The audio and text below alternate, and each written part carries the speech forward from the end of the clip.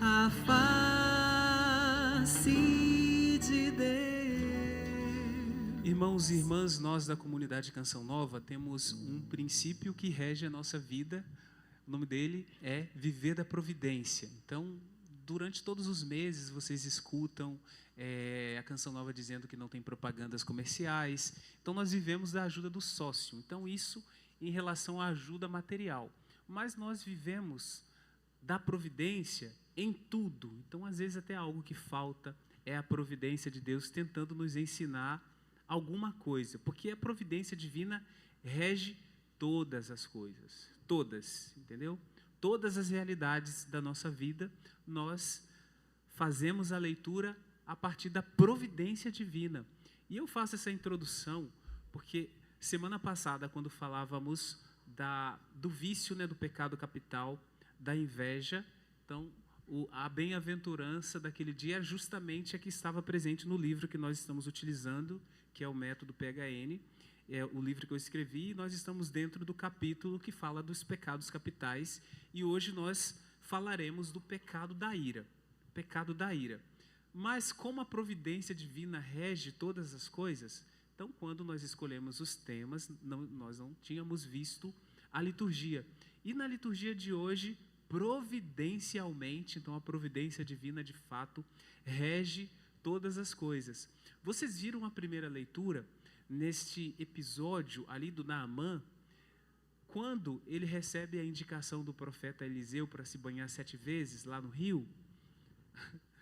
Incrivelmente, Naamã fica irritado. O texto diz assim, ó: Naamã, irritado, foi-se embora, dizendo: eu pensava que ele sairia para me receber. Então, certa síndrome de importância, né? De importância, eu sou bom demais, então eu sou o centro, então eu mereço todas as atenções. Então, todas as vezes que nós nos irritamos, nós nos iramos com alguma situação, de fato, todas as vezes que nós cedemos à tentação da ira, é porque o nosso orgulho foi ferido. Algo feriu o nosso orgulho. Em muitas situações é o orgulho ferido.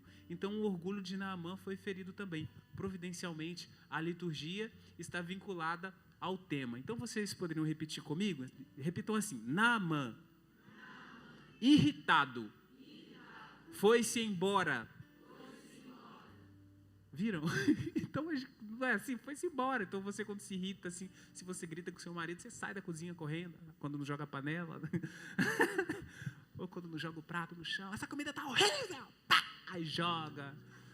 Aí a mulher, eu fiz com tanto amor e carinho. Aí, então, a experiência de irritação revela que nós, muitas vezes, ao invés de vivermos a partir de ações racionais, então a pessoa fala ali, acontece alguma situação e você age, nós reagimos. Então é a emoção que toma a vez. Então nós reagimos com raiva, com rancor. Mas antes de falarmos da ira como algo ruim, vocês se recordam que quem estava aqui semana passada? Quem não estava? Todos os outros, né? Geralmente. Então, vocês viram que quando falávamos da inveja, que é um tipo de tristeza, né? Tristeza pelo bem alheio, mas nós víamos que tinha uma tristeza segundo Deus, não é isso? Então Deus colocou a tristeza em nós para que nós ficássemos tristes quando nos afastássemos dele. Então é quando nós vivemos a contrição. Então nós nos afastamos de Deus, cometemos algum pecado, você se entristece e volta, não é isso? Então tem ali a mão de Deus conduzindo o seu existir, a sua espiritualidade, a sua forma de corresponder, a sua forma de dar respostas. A ira também tem isso. Aqui no livro, quando falamos da definição de ira, diz assim: primeiramente, é bom saber, é a página 65, para aqueles que adquiriram o livro ali no nosso bazar. Primeiramente, é bom saber que existe um tipo de ira que é justa, que é somente um desejo ardente, porém razoável, de impor aos culpados o justo castigo. E como exemplo, Jesus irou-se contra os vendedores de impostos. Então, quando você se irrita, você pode irritar, e a base dessa irritação pode ser uma virtude, mas a base dessa irritação pode ser um vício também. Então, às vezes, quando nós que temos a vida eclesial, a vida em Deus, às vezes você está ali, você sabe o que é certo, então certas coisas te irritam. Por exemplo, nós vivemos recentemente o período do carnaval, assim. Então, às vezes, quando você já tem a sua consciência formada, você sabe o que é certo, então certas coisas que você vê por aí ou na TV, às vezes causa certa irritação ali, entende? Mas essa irritação em si não é pecado, porque você está se irritando por uma virtude, você está querendo defender o que é certo, apesar de não defender, mas o seu interior ali, mas meu Deus, como que a pessoa tem coragem de viver isso? Está vivendo isso porque ainda não teve uma experiência de Deus, claro, aí é outra história, mas ainda esta ira está no campo de algo justo, mas muitas vezes, e aí a ira pecaminosa é quando ela é motivada de fato porque alguém pisou no meu calo, ou porque alguém tocou na minha ferida, falou algo que eu não gostei, aí eu já fico altivo, porque eu sou bom demais. E nós falávamos da providência, vocês viram na primeira leitura, que Naamã ficou irritado, mas faltou falarmos também do Evangelho. Vejam lá, o versículo 28 do Evangelho de São Lucas, diz assim: depois de tudo aquilo que aconteceu, então Jesus falou aquelas palavras de repreensão a respeito deles, e aí, olha a atitude deles. Quando ouviram essas palavras de Jesus, todos, não foi um ou dois não, repita com o padre para vocês gravarem e verem que eu não estou mentindo. Quando ouviram essas palavras de Jesus, todos na sinagoga ficaram furiosos, levantaram-se e o expulsaram da cidade. Então vocês viram que lá no começo Naamã, quando ficou irritado, o texto diz que ele ficou irritado, ele foi embora. E aqui agora no Evangelho também, eles ouviram Jesus falar, ficaram furiosos, levantaram-se, mas esses não foram embora não. Eles levantaram e falaram, sai daqui! Levantaram-se e o expulsaram da cidade. E muito mais ainda do que o expulsar da cidade, levaram-no até o alto de um monte sobre o qual a cidade estava construída, com a intenção de lançá-lo no precipício. Então eles ficaram tão irritados com Jesus, que além de expulsar da cidade, eles tinham a intenção de empurrá-lo dali. Sabe quando você se irrita e às vezes fala, eu vou enfiar a mão na sua cara. Aí você fala assim, aí vira, a senhora está desse lado de novo, a senhora está gostando de ficar aqui pertinho, né? Aí a senhora vira assim e fala, aqui ó, na tua cara. Aí faz o movimento, não é isso? Às vezes não fazem nada, só uma brincadeira. Mas assim, é sempre este movimento de agressão, este movimento de agressividade. Mas a agressividade nem sempre é ativa. Existe uma forma de agressividade que é a agressividade passiva, que às vezes as mães ficam irritadas quando tem os filhinhos pequenos. Não sei vocês aqui se já aconteceu assim, que a mãe ali dá uma dura, ou pega a havaiana, assim, a sandália, para bater, e aí a criança tipo assim, ou você dá um tapinha ali, a criança nem doeu, aí você fica mais irada ainda, porque existe uma forma de agressividade passiva, só que a agressividade aí não é da mãe, é do filho, que sabe como atingir a mãe, que sabe se não dá valor pode bater, é uma forma de agressividade, sabia? Ou às vezes quando você faz careta quando alguém fala, é uma forma de, quando você não gosta da pessoa, você faz, isso aqui é um tipo de agressividade passiva, sabia? É um tipo de agressividade passiva. Também existe uma outra forma de agressividade passiva, que é a ironia. Então, a pessoa fala e você faz ali uma ironia, ou faz piadinhas, né, para mandar o recado, e faz uma piadinha, alguma coisa ali. Então, a agressividade, a ira, nem sempre ela se manifesta assim de maneira agressiva, porque nem todo mundo é bruto, nem todo mundo é colérico, nem todo mundo é um monstro, né, que você se assusta. Ai, meu Deus, ele chega os olhos assim, ó, porque a pessoa colérica demais, quando te olha assim, você já diminui assim, né, fica pequeno, baixo ali e tal. Então essa é uma forma Agora, agressividade passiva. Quem aqui usa WhatsApp? Levanta a mão direita. Todo mundo que usa, levanta. Pode levantar no alto assim para o padre ver, para todo mundo ver assim, para testemunhar. Então tá bom assim. Agora, formas de agressividade passiva nesses meios sociais. Eu mencionei uma rede, mas poderia ser em mensagem no Instagram, Facebook, alguma coisa. Existe uma forma de agressividade passiva que é muito comum entre os casais. Não sei se algum aí já viveu isso. Os casais mais novos, sobretudo, né, ali, que é o silêncio afetivo, assim, é um silêncio punitivo. Então a pessoa fez algo que você não gostou, você conversa com a pessoa toda hora, 24 horas, todo dia, todo momento. Mas quando ela tocou na sua ferida de alguma coisa, aí você desaparece. Fala comigo. Aí a pessoa fica lá do outro lado, você sabe que a pessoa está do outro lado sofrendo, padecendo. Mas aí você usa de uma agressividade passiva, então você silencia, porque você sabe que você está atingindo a pessoa. Aí você olha assim, não vou responder. Aí fala para você mesmo. Aí a pessoa manda 10 mil mensagens, manda coração, manda olhinho de coração, rosa, e você não responde, porque você sabe que o silêncio atinge a pessoa.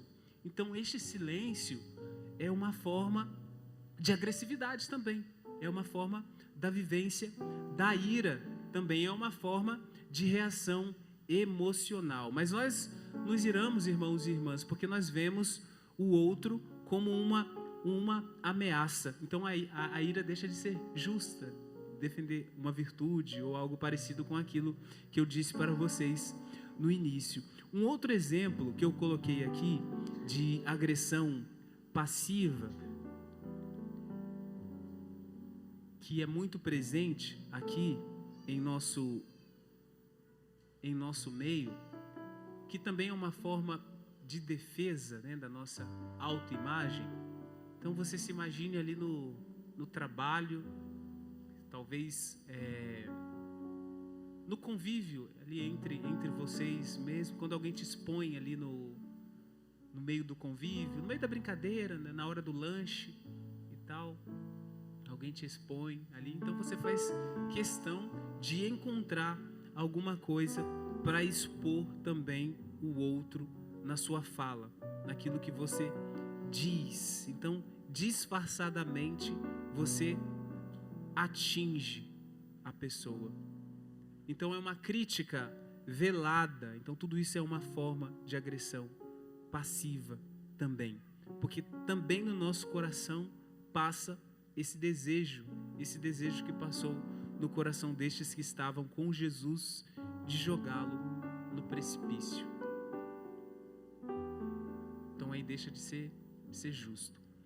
Um exemplo que eu já escutei da ira boa é você recordar do mundo animal, assim, imagina uma leoa ou uma onça, uma capivara, alguma coisa assim,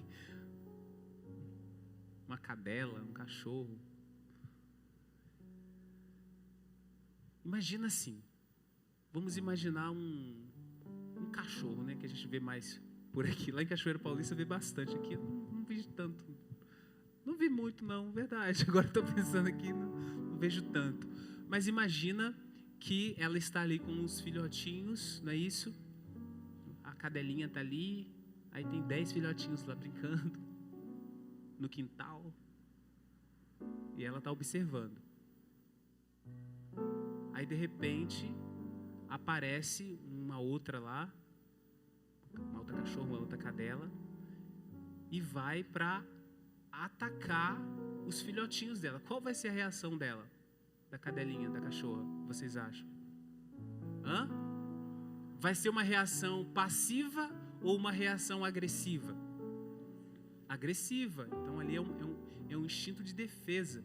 Assim também, se a mãe vê aqui, a criança está aqui, ela vai cair assim, ela tem aquele instinto, assim, aquele impulso quase que de ira mesmo, assim, ela vai tirar aquilo de lá. Ou se alguém for fazer mal para o seu filho também. Então isso é motivado por virtudes. Então isso não é só defesa da autoimagem, isso é defesa de algo que é justo, é defesa de uma virtude, é isso que está aqui nessa primeira frase do livro. Jesus irou-se contra os vendedores que com suas negociações maculavam a casa de Deus.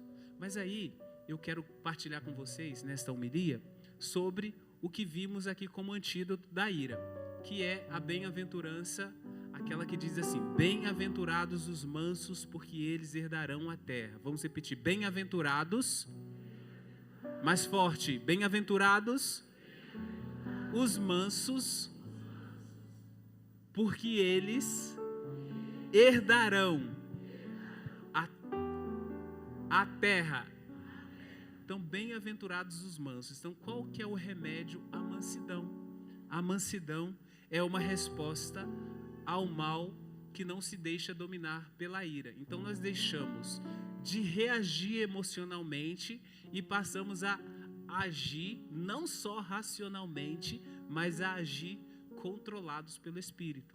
Então, nós precisamos ter um tempo de respiro quando acontece algo.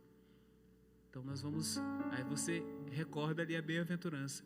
Bem-aventurados os mansos, porque herdarão a terra. Então você se recorda desta bem-aventurança. Então você não vai reagir emocionalmente, mas vai evitar conflito. Essa é a página 66. Aí diz assim, contra a ira, peçamos a Deus a graça da paciência. Também nos esforcemos para cortar logo os primeiros ímpetos. Nossa, mexeu com a minha imagem ali, mexeu com o meu ego, mexeu com o meu orgulho. Então você respira, vê que você não é a última Coca-Cola gelada do deserto, e respira fundo e haja, não reaja. Agir é diferente de reagir. Quem age conscientemente, né? Quem reage sai chutando todo mundo e joga do precipício. Igual o pessoal ali do Evangelho, queria jogar Jesus precipício abaixo. Podemos também, página 66, no finalzinho, meditar sobre o exemplo de Jesus, que era manso e humilde de coração. Agora vocês respondam: Jesus manso e humilde de coração? E Jesus, além de ser manso e humilde de coração, sabia utilizar com inteligência a justa ira nos momentos certos. A ira é justa, mas ele quebrou tudo, vocês lembram? Quando o pessoal estava lá com as bancas, lá vendendo as coisas no templo, ele saiu derrubando. A gente pode chutar também de vez em quando. Se tiver errado, o padre pode chutar, hein? Cuidado, brincadeira.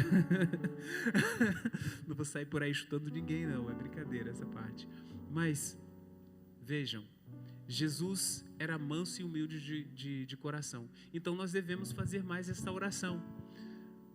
Então, a partir dessa Santa Missa, a partir deste dia, peçamos a Jesus esta graça. Quando vivemos alguma experiência de fúria, como esse pessoal na sinagoga que ficaram todos furiosos, então nós vamos respirar fundo e nós vamos dizer: Jesus, manso e humilde de coração, fazei o nosso coração semelhante ao vosso. Vamos ficar de pé por um momento? Repita mais uma vez: Jesus, manso e humilde de coração. Jesus, manso e humilde de coração. Jesus, manso e humilde de coração. Jesus, manso e humilde de coração. Fazei o nosso coração. Fazei o nosso coração semelhante ao vosso. Semelhante ao vosso. Agora olha aí para quem está do seu lado. E aí você vai olhar para essa pessoa. Olha aqui a palavra de Jesus. Levantaram-se e o expulsaram da cidade, levaram-no até o alto do monte sobre o qual a cidade estava construída, com a intenção de lançá-lo no precipício. Agora olha para a pessoa e fala assim, ó, cuidado com o precipício. Cuidado com o precipício. Não vai irritar quem não deve, hein? Não vai irritar quem não deve, hein, meu povo? Mas agora só olha aqui para o padre. Então nós fizemos essa reflexão, mas eu gostaria que vocês pensassem seriamente. É muito fácil percebermos os movimentos de ira e de agressão ativa, não é isso? Eu posso agredir a senhora aqui falando palavrões, palavras, né, que coloca a senhora para baixo, que católico o quê? Né? Então essa é muito fácil, é muito visível, mas eu acho que a centralidade da homilia de hoje foi para que tentássemos perceber quantas vezes nós utilizamos artifícios de agressividade passiva. Quantas vezes você dá tratamento de silêncio para aqueles que te são próximos? Quantas vezes você dá o tratamento ali da distância afetiva? Então você se afasta afetivamente do seu esposo com o fim de atingi-lo. Você se afasta afetivamente do seu filho quando ele não faz o que você quer com o objetivo de atingi-lo. Isso é agressão passiva. Alguém aqui se vê enquanto o padre fala aqui? Tem gente rindo ali, desse lado, ó. Mas não posso apontar porque os outros vão ver também. Estou brincando. Vocês se veem nisso? Então, identifiquem movimentos de agressão passiva. Quando você faz piadinhas, ironias com alguém que você olha assim, ó. Esse padre aí, ó. Aí faz comparações. Se tem muitos filhos, compara um com o outro. É agressão passiva. Então, muito mais do que identificar o que é visível, tente identificar o que está escondido. O que você sabe. Mas eu não sei, eu só estou tentando assim, fazer um diagnóstico aqui. Vamos tentar descobrir juntos. Quando nós falamos lá da inveja, você se entristece com a alegria do outro. Não é isso? Quando falamos da concupiscência. E agora estamos falando da ira. Todo mundo aqui já viveu experiência de ira. Todo mundo. Você acha que padre ira bastante? Às vezes até no confessionário. Você... Brincadeira. Vai continuar, vai embora. Lembra do Padre Pio? Alguém aqui já assistiu o filme do Padre Pio? Quem não assistiu deveria assistir. Tem um personagem lá que ele não muda de vida e vai procurar Padre Pio. Aí tem um dia lá que o Padre Pio bate nele assim. Tem que mudar! Pá! Assim, italiano é assim, né? Impetuoso. Grita. Cosa está fazendo? Aí fica aquela melação assim, porque eles têm aquele sotaque assim. Mas aí o Padre Pio agrediu, deu um tapa assim nele para ele mudar de vida. Aquele homem mudou de vida. Então quem não assistiu, valeria a pena. Então aquela irritação ali do Padre Pio é uma irritação justa também. Às vezes no confessionário a gente sai ali reclamando do padre, mas às vezes é justo o que ele fez, porque ele dá um choque de realidade. Porque a gente vai ali num ciclo vicioso e o padre, na hora que você chega lá e fala, ele pá! Aí você regala o olho assim e pensa, nossa, é verdade. E aí você muda de vida. E aí nós mudamos de vida. Então vamos repetir assim, Senhor Jesus. Senhor Jesus. Eu quero mudar de vida. E peço nesta noite. A graça do seu Espírito Santo. A graça do teu Espírito Santo. A me conduzir, a me direcionar, para que eu faça a sua vontade, para que eu permaneça contigo, para que eu seja manso, e humilde. É que eu quase falei mancho, desculpa, que eu errei. Mas eu gostaria de fechar com esta atitude bonita de Naamã, que nós começamos esta homilia falando que o que aconteceu com ele? Naamã ficou irado. Naamã ficou irado. Mais uma vez? Irado. E foi-se embora dizendo: eu pensava que ele sairia, que teria pompa, mas eu fui lá procurar o padre, ele nem apareceu. Eu fui lá me confessar, eu queria que ele falasse, mas ele só me absolveu. Era tudo que eu precisava. Mas então, o que fala mais o que, ué? Se é para absolver o pecado, você vai confessar lá para bater papo? Não, você vai lá confessar para ser absolvido pelo padre, não é isso? Mas não, eu pensava que ele sairia para me receber e que de pé invocaria o nome do Senhor, seu Deus, e que tocaria com sua mão o lugar da lepra e me curaria. Então as pessoas que vão atrás aí dos famosos, eu achei que ele ia descer do palco, eu achei que ele ia me olhar ali. Mas aí como continua? Mas seus servos, ora os servos, todos nós somos servos da vinha do Senhor. Aproximaram-se dele e disseram, o que os servos disseram? Senhor, se o profeta te mandasse fazer uma coisa difícil, tu não terias feito?